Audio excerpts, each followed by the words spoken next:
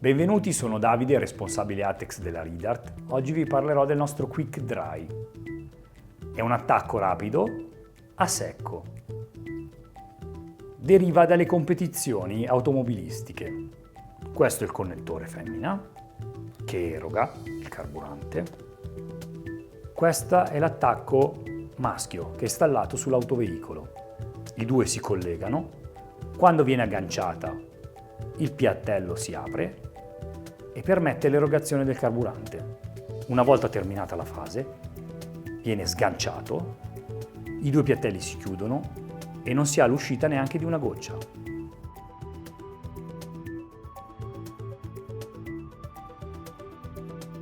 I materiali a disposizione sono l'acciaio inossidabile, l'ottone, l'alluminio ricoperto in Teflon.